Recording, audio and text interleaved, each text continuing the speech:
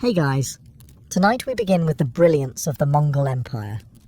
Built by Genghis Khan, the man who rose from a kidnapped orphan with trust issues to the leader of the largest contiguous land empire in human history. Let me know in the comments where you're tuning in from and what time it is for you. It's always fascinating to see who's joining us from around the world. Now, dim the lights. Maybe turn on a fan for that soft background hum. And let's ease into tonight's journey together.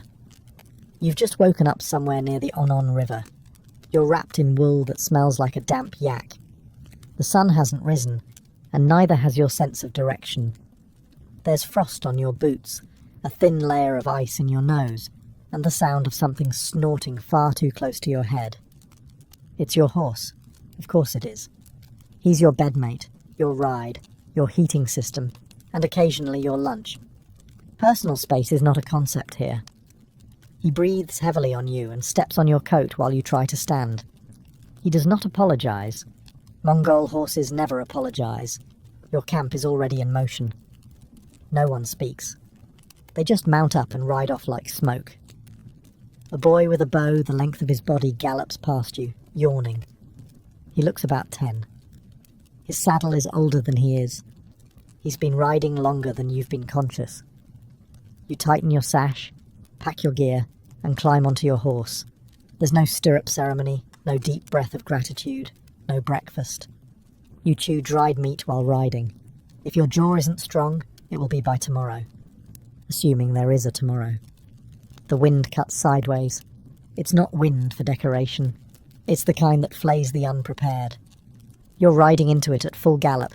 Your face goes numb by the third ridge. No one notices. No one asks if you're okay. This is the step. You are either riding or you are part of the landscape. By midday, you've switched horses twice. Not because you're tired. The horse is. You're expected to be harder than your animal. If the horse is struggling, you carry more. This is considered balance. You urinate from horseback. You eat from horseback. You fight from horseback. If you fall off, you will be trampled. If you stop moving, you will be left. If you complain, no one will listen. They'll just assume the wolves got you early.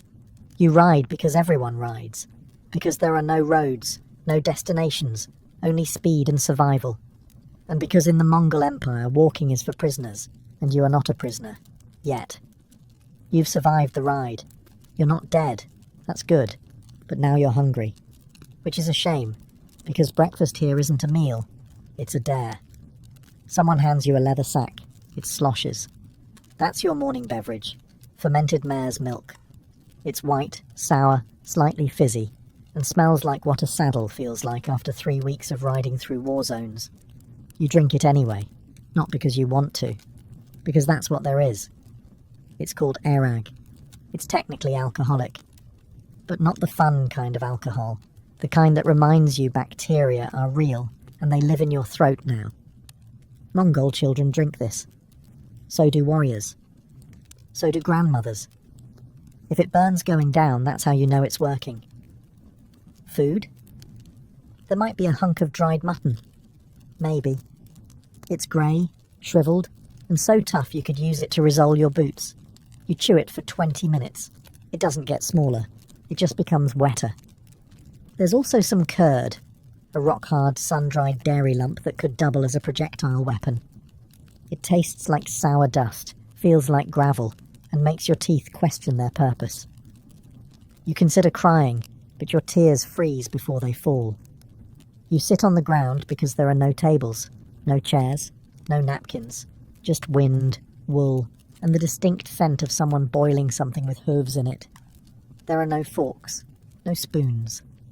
Just your hands, and the silent judgment of the old man across from you who's already finished his meal, tied a new knot in his saddle rope, and is now sharpening a blade with the kind of intensity usually reserved for religious experiences. You eat what's given. You don't ask what it is. That's a good way to stop being given food. There's no chatting. Mongols don't waste time with pleasantries before battle, or after, or during meals. They eat like they ride. Fast, quiet, and prepared to move at any moment. You try to match their pace. You fail. The mutton fights back. You're not full. You're not satisfied. But you're slightly less starving. And in the Mongol Empire, that's a win.